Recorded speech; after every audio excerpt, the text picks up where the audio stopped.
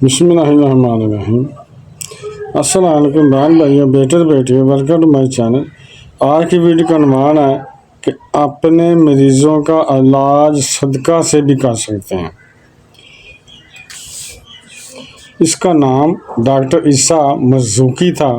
شام کا رہنے والا عیسیٰ پیشے کے اعتبار سے طبیب تھا اور دمشق کے ایک اسپتال میں کام کرتا تھا۔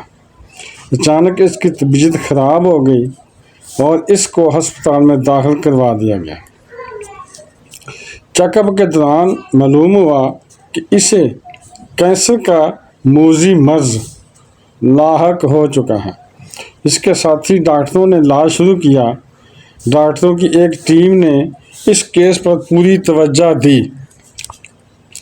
اس کی طبی رپورٹیں اس کے سامنے تھیں۔ مرض مسلسل بڑھ رہا تھا۔ بورڈ کی رائے، ڈاکٹروں کا بورڈ تھا نا، بورڈ کی رائے کے مطابق وہ صرف چند ہفتوں کا مہمان تھا۔ ڈاکٹر عیسیٰ خود نوجوان تھا۔ اس کی ابھی شادی بھی نہیں ہوئی تھی، تاہم منگنی ہو چکی تھی۔ اس کی منگیتر سے لوگوں نے کہا کہ تمہیں منگنی توڑ دینی چاہیے کیونکہ تمہارا ہونے والا خاوند کینسر کا مریض ہے، مگر اس نے سختی سے انکار کر دیا۔ ادھر ڈاکٹر عیسیٰ نے نبی کریم صلی اللہ علیہ وسلم کی حدیث پڑھ رکھی تھی، داؤ مرداکم بالصدقہ، اپنے مریضوں کا علاج صدقہ سے کرو۔ ایک دن وہ مجوسی کے عالم میں بیٹھا تھا کہ اسے اچانک مذکورہ حدیث یاد آ گئی۔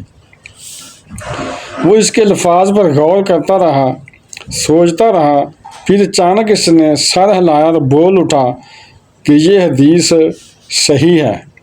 اگر صحیح ہے تو پھر مجھے اپنے مرض کا علاج صدقے کے ذریعے ہی کرنا چاہیے، کیونکہ دنیاوی علاج بہت کر چکا ہوں اور بہت تھک گیا ہوں۔ اس کو ایک ایسے گھرانے کا علم تھا جس کا سربراہ وفات پا چکا تھا اور وہ نہایت قسم پرسی کی زندگی گزار رہے تھے، یعنی بہت غربت کی زندگی گزار رہے تھے۔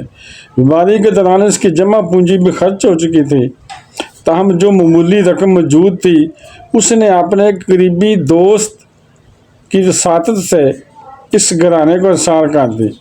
جو غریب گھرانہ تھا نا، اس کے ذہن میں آیا، اس کو تھوڑی بہت رقم جو اس کے پاس بچی تھی علاج کرواتے ہوئے، اس نے انہیں بھجوا دی کسی کے ذریعے، کسی دوست کے ذریعے، اور ان پر واضح کر دیا، ان کو یہ میسیج بھی بھیجا کہ وہ میرے لیے دعا بھی کریں۔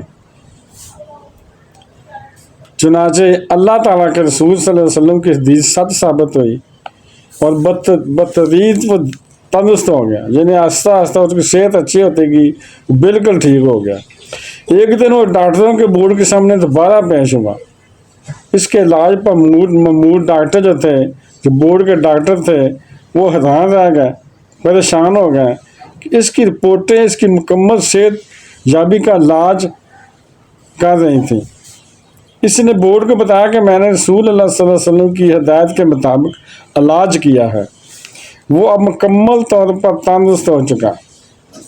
اس نے ڈاکٹروں کو بتایا کہ بلا شبہ میں تقدیر میں یقین رکھتا ہوں، اس کا یہ بھی مفہوم نہیں کہ ظاہری اسباب اختیار نہ کیے جائیں اور ڈاکٹروں سے بیماری کی صورت میں رجوع نہ کیا جائے، مگر حدیث رسول صلی اللہ علیہ وسلم درست ہے۔